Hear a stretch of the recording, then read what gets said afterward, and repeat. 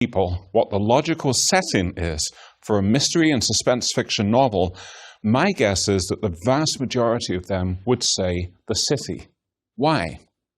Partly because the association between crime and the city is so firmly cemented in the public consciousness that it seems like a logical choice to have mystery narratives exploit this setting.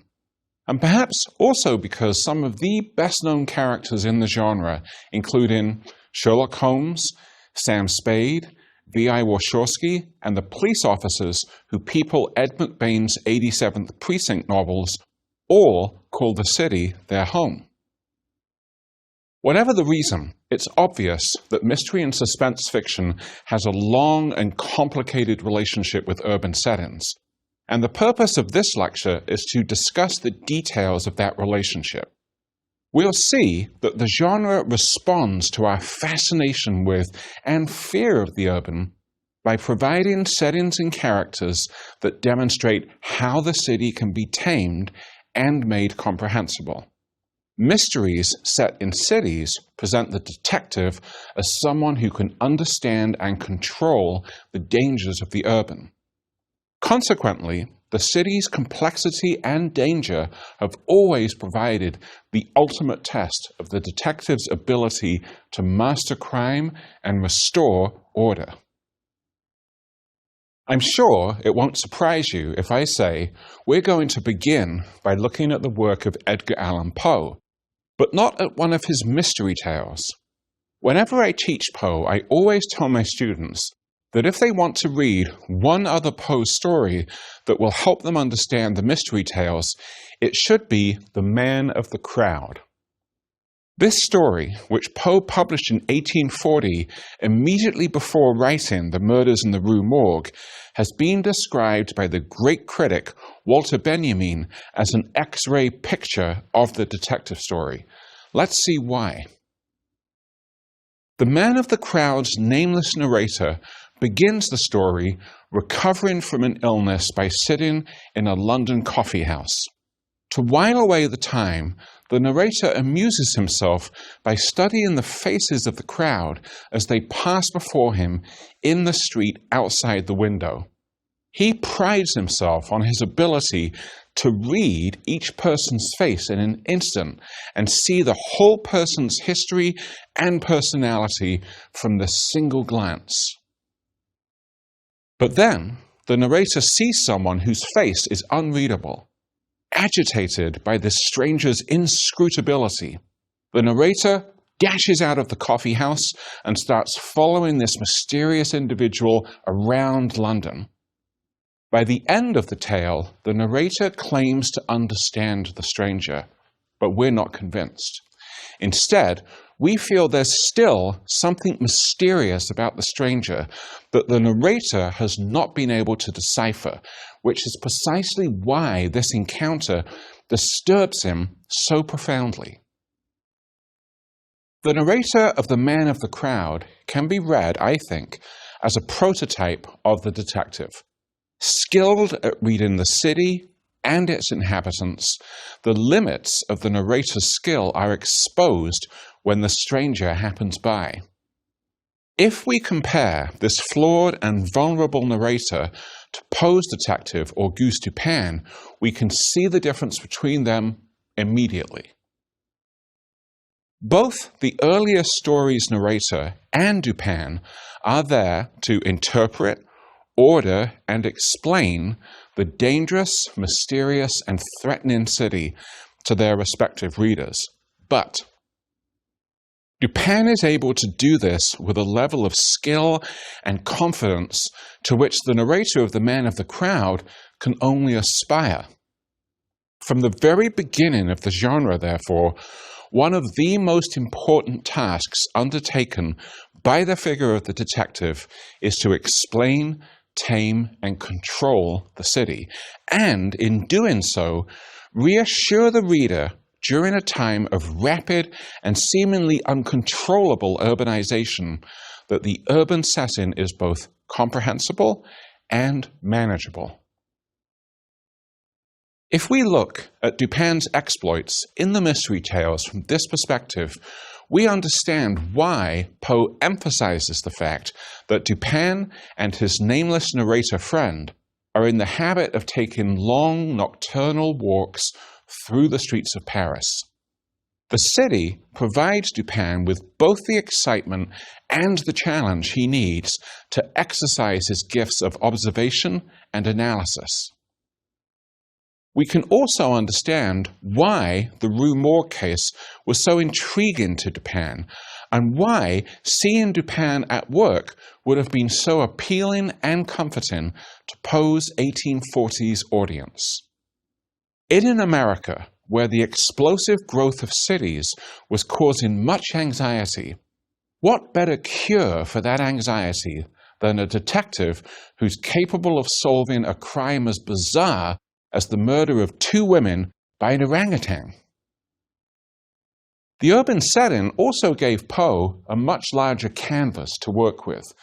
The major clue that helps Dupin solve the mystery in the Rue Morgue, apart from the orangutan fur, of course, has to do with the testimony of witnesses from many different countries. Only in a city could Poe have plausibly gathered together so many foreigners from different parts of the world to witness a single event.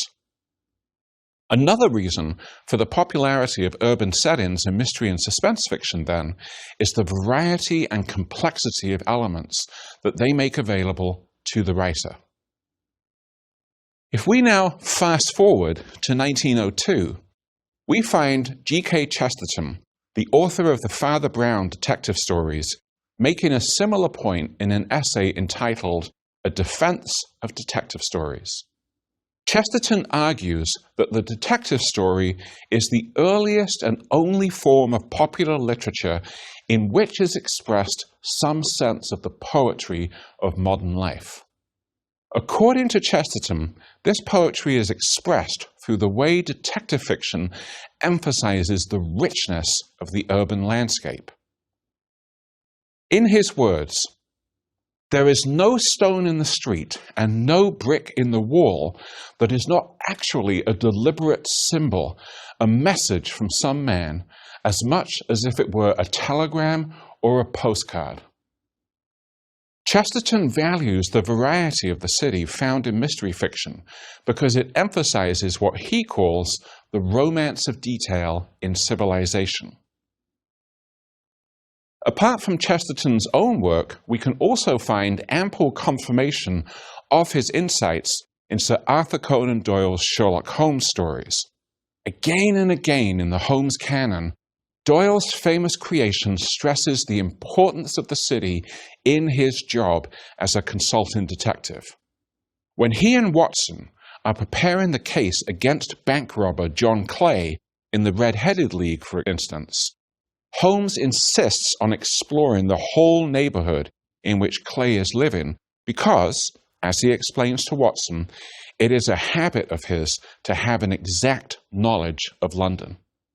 Holmes demonstrates this knowledge in The Sign of Four, when he and Watson are taking a long carriage ride to meet Mr. Thaddeus Sholto. Even though Watson has no idea where they are, he notes that Holmes is never at fault and that he mutters the names of the streets to himself as they wind their way through foggy London. Even Holmes's knowledge has its limits, however. Since it's so important to Holmes to be able to access and retrieve information from every corner of the city, he frequently employs the Baker Street Irregulars, a band of street boys who can pass unnoticed in parts of the city where Holmes's fame makes it impossible for him to go. And this is the heart of the matter. If Holmes's territory is the vastness of a city the size of London, his ability to be an effective interpreter and healer of his society depends on knowing it as well as possible. To put it another way, in the work of Poe and Doyle, the detective's knowledge of the city is the key to his power and effectiveness. But now we're talking about power. What happened to G.K. Chesterton's earlier emphasis on romance? The charm of the Holmes stories lies in the combination of power and romance in Holmes's attitude toward the urban setting. Yes, it's important for Holmes to be in control of his environment, but he never loses an almost childlike sense of wonder at the surprises that the city can throw up at any moment. We get a very strong sense of Holmes's enjoyment of the city from the famous opening words of the 1891 story, A Case of Identity, in which Holmes says to Watson, "My dear fellow, life is infinitely stranger than anything which the mind of man could invent. We would not dare to conceive the things which are really mere commonplaces of existence.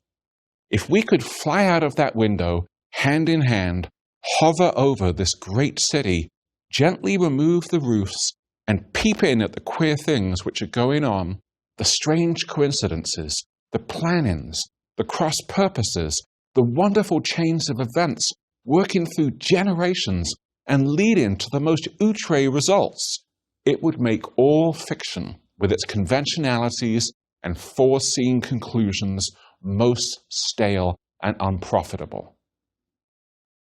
This is the canvas with which Doyle works in the Holmes stories, and it's clearly one that Doyle feels is both entertaining and inexhaustible. Although many readers of crime fiction cherish the image of London that appears in the Sherlock Holmes stories, many others find such depictions unrealistic and unsatisfying precisely because of their romantic quality. Part of the reason the city has been such a dominant space in mystery fiction, therefore, is because the urban has also been presented as the basis for an aggressive realism in the genre, as in Raymond Chandler's famous evocation of mean streets, and his championing of the work of Dashiell Hammett in his essay, The Simple Art of Murder. The Holmesian city and the hard-boiled or noir city would at first glance appear to have very little in common with each other. But closer inspection reveals a number of important similarities in how traditional and hard-boiled detectives move through urban space. Remember, cities figure so prominently in the genre because they're the ideal stage for the detective to show off his skills. In both classical and hard-boiled narratives, the city is large enough to present a challenge to the detective determined to bring it under his control, and for the reader to be impressed when he does so. But it's also small enough to make the detective's ambition viable rather than ridiculous. This is not to say that the types of knowledge produced or the detective strategies, or the outcomes are always the same. Indeed, another important element of the appeal of urban space to the genre is the fact that it can mean different things to different authors according to what it is they want to accomplish. In Red Harvest, Dashiell Hammett emphasizes not the Continental Op's ability to control Personville, but his ability to tear it apart. When the Op enters the city, which the locals ominously refer to as Poisonville rather than Personville, he finds it's under the control of gangsters that city father Elihu Wilson once hired to do his bidding. Now, the gangsters have turned on their former employer in order to enjoy for themselves the profits of their various illegal enterprises. Charged by Wilson with destroying the gangsters' hold over Poisonville, the Op should be daunted by the fact that he's both an outsider and hopelessly outnumbered. Instead, he promises Wilson that he'll give him a good job of city cleaning by opening up Poisonville from Adam's apple to ankles. The Op is as good as his word, but what's interesting is that his method, if you can call it that, isn't worked out beforehand, as it would be with classical detectives such as Dupin and Holmes. Instead, the Op prefers to fly by the seat of his pants. When he unfixes a rigged boxing match, for example, he doesn't know what will happen. And even when he sets rival gangs against each other, he can't be sure that he won't get hurt in the ensuing mayhem. The op relies on his ability to handle any consequences that result from this way of doing things so that he can take his next step. By the end of the novel, the op has achieved his goals. The gangsters are gone, Elihu Wilson has his city back, but it's at the cost of pretty much destroying the city rather than controlling or healing it. We could not find a more dramatic contrast between the way the hard-boiled private eye and the classical detective interact with their urban setting. But Hammett doesn't always make his private eye protagonists so destructive. After all, the op doesn't live in Poisonville. Therefore, his attitude towards it is very different from the way Sam Spade feels about San Francisco, his home and workplace. In The Maltese Falcon, we're meant to be impressed by Spade's knowledge of the city. More to the point, when challenged by a group of loosely affiliated co-conspirators, none of whom hail from San Francisco, Sam uses his knowledge of the city and his networks of contacts and connections to help him come out on top. As difficult as it is for Spade to turn Bridget over to the cops at the end of the novel, he knows he has to because he's a permanent resident of San Francisco and must avoid antagonizing the police and the district attorney too much if he wants to keep his PI license. Raymond Chandler's Philip Marlowe shares both Spade's attachment to where he lives and his intimate knowledge of the urban environment, a knowledge that he draws on constantly in order to resolve his cases. In Marlowe's case, however, his achievement is arguably even more impressive than Spade's, because Marlowe comes as close as anyone does to giving coherence to a decentered city like Los Angeles through his ability to connect spaces within the city that are normally separated. We see a great example of this ability in The Big Sleep. Immediately after his first meeting with various members of the Sternwood family, Marlowe's standing on the steps of their mansion, looking over their grounds. Off in the distance, he sees the oil wells that made the Sternwoods their money, and he remarks, they could still look out of their front windows and see what had made them rich, if they wanted to. I didn't suppose they would want to. By the end of the novel, Marlowe visits these oil fields with Carmen Sternwood, who attempts to kill him there. Marlowe learns that the body of Carmen's first victim, Rusty Reagan, her sister's husband, lies rotting in an oil sump in the same place. His investigation uncovers the connection between the Sternwood mansion, the symbol of the family's wealth, and the dirty oil field, the source of that wealth. Even though the Sternwoods have tried to separate themselves physically and mentally from what made them wealthy, Marlowe's ability to connect geographically discrete spaces in the city shows how the dirt and corruption symbolized by the oil have followed the Sternwoods to their pristine mansion on the hill. In Chandler's capable hands, then, the detective becomes a means by which the city is mapped out according to a kind of moral geography. Chandler's not interested in exploring a criminal underworld that is by definition already suspect. Instead, he uses Marlowe to demonstrate that corruption is everywhere in the modern city, even in those parts you wouldn't suspect. But the pervasiveness of corruption in Los Angeles doesn't mean Marlowe hates the city. He understands that the city is an intrinsic and essential part of his identity as a private eye, and that there's nowhere else he could really live. In a fascinating passage in The Long Goodbye, Marlowe imagines an alternative life in the suburbs and comes to the conclusion that he would rather stay in the city. I might even have got rich, small-town rich. An 8-room house, 2 cars in the garage, chicken every Sunday, and the Reader's Digest on the living room table. The wife with a cast-iron permanent, and me with a brain like a sack of Portland cement. You take it, friend. I'll take the big, sordid, dirty, crooked city. Although this seems very different from the indulgent fondness with which Holmes views London in A Case of Identity, I'd argue that Marlowe and Holmes recognize that they each have a symbiotic relationship with their respective cities. Both of them need the urban setting in order to be who they are. While readers are presumably meant to both admire and appreciate the detective's ability to move around urban space freely and with confidence, this is far from being the whole story.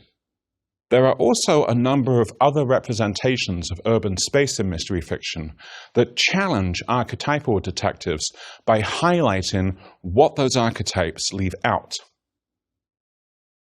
The city, for example, looks very different when you survey it from a woman's point of view rather than that of a man. Sarah Paretsky's novels, featuring the female private investigator V.I. Warshawski, often examine what it means to be a female private eye roaming the streets of Chicago. In the process, Paretsky acknowledges that women's experience of the city is likely to be different from that of men. Warshawski hates the thought that the possibility of violence controls her actions and stops her from investigating her cases in the way she wants to. Nevertheless, she is often forced to admit that she cannot be a loner in the same way that male detectives so often are. For example, one of the things we learn about VI in Bloodshot, the 5th book in the series, is that she frequently goes for long jogs. This exposes her to danger in the form of being physically isolated, and her enemies take advantage of it. They abduct VI and dump her on some waste ground when they believe her to be dead. Even though VI survives this ordeal, she's deeply traumatized by the experience and has to summon up every ounce of her courage when refusing to be intimidated.